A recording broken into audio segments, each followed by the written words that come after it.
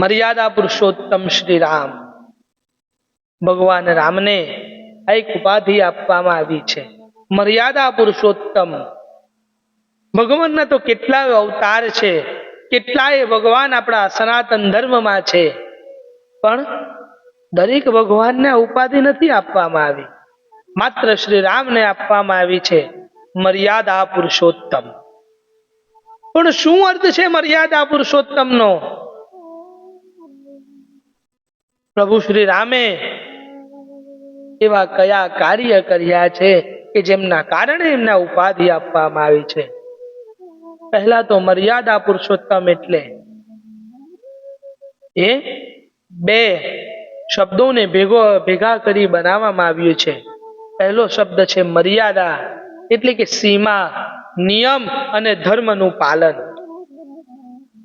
બીજો શબ્દ છે પુરુષોત્તમ. સાંભળીને જ ખબર પડે છે કે પુરુષોમાં ઉત્તમ, સર્વશ્રેષ્ઠ પુરુષ. એટલે કે મર્યાદા પુરુષોત્તમનો અર્થ થાય છે કે જે પુરુષ પોતાના જીવનના દરેક પરિસ્થિતિમાં ધર્મ, અર્થ, કર્તવ્ય અને મર્યાદાનું પાલન કરે એને મર્યાદા પુરુષોત્તમ કહેવામાં આવે છે.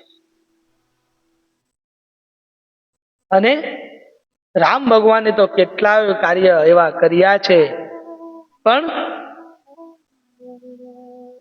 થોડાક કાર્ય જે આપણે સરળતાથી સમજી શકીએ છીએ કે જ્યારે માતા કૈકેયીએ ભગવાન શ્રી રામને કહ્યું કે તમારે 14 વર્ષ વનવાસ કરવા પડશે, ત્યારે ભગવાને એક પણ પ્રશ્ન નથી કર્યો. કારણ કે એમણે ધર્મનું પાલન કર્યું છે. ધર્મ કહે છે કે માતા પિતાની આજ્ઞા માનવી જોઈએ. એટલે પ્રભુ શ્રી રામે એક પણ પ્રશ્ન કરવા વગર માતાને કહ્યું કે હું 14 વર્ષ વનવાસ. બીજું કે પ્રભુ શ્રી રામે હંમેશા ધર્મની રક્ષા કરી છે અને અધર્મનો નાશ કર્યો છે. પ્રભુ જાણતા હતા કે રાવણ એ બ્રાહ્મણ છે. જો હું રાવણને મારીશ તો મને બ્રહ્મ હત્યાનો દોષ લાગશે. રાવણ સદા શિવનો ભક્ત છે, પણ પ્રભુએ ધર્મની રક્ષા કરવા માટે એ પાપ પર પોતાના ઉપર લેવા તૈયાર થઈ ગયા છે. કારણ કે રામ ધર્મમાં માને છે અને રાવણ અધર્મમાં માને છે. એટલે પ્રભુએ ધર્મની રક્ષા કરી છે. જ્યારે પ્રભુ શ્રી રામ હંમેશા દરેક વ્યક્તિમાં પ્રેમ જોતા હતા. પ્રભુએ કોઈ પણ દિવસ ઊંચ નીચ નથી જોઈ. પ્રભુએ જાત પાતમાં કોઈ ભેદભાવ નથી કર્યો. જો પ્રભુએ કરેલો હતે ને તો પ્રભુ કોઈ પણ દિવસ સબરીને ત્યાં ના જતે.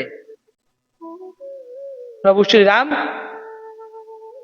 ઊંચ નીચમાં નહીં માનતા હતા, એ માત્ર પ્રેમમાં માનતા હતા. અને મર્યાદા પુરુષોત્તમનું સૌથી મોટું લક્ષણ છે કે કોઈ ભેદભાવ નહીં. જે પ્રભુને બોલાવે પ્રભુ એના ત્યાં જાય છે, પણ આપણામાં પ્રેમ હોવો જોઈએ. અને પ્રભુ હંમેશા ભક્ત વત્સલ હતા. પોતાના ભક્ત માટે ભગવાન કંઈ પણ કરવા તૈયાર છે, અને ત્યારે નહીં અત્યારે પણ. એટલે તો વાલ્મીકી રામાયણની અંદર ભગવાનને બીજા 2 શબ્દોથી સંબોધન કરવામાં આવે છે. ધર્મજ્ઞ એટલે કે ધર્મને લઈને ચાલનાર, ધર્મને વિશે જાણનાર. અને બીજું સત્યવ્રતી એટલે કે હંમેશા સત્યનું પાલન કરનાર. વેદમાં, ધર્મમાં જે નિયમ કહ્યા છે ભગવાને એ નિયમનું પાલન કર્યું છે. એટલે જ તો પ્રભુ શ્રી રામને 10 અવતારમાં સર્વશ્રેષ્ઠ અવતાર માનવામાં આવે છે. અને આ જ કારણોના લીધે એમને મર્યાદા પુરુષોત્તમ કહેવામાં આવે છે. એટલે આપણા પ્રભુ શ્રી રામ એ મર્યાદા પુરુષોત્તમ શ્રી રામ છે, માત્ર શ્રી રામ નથી.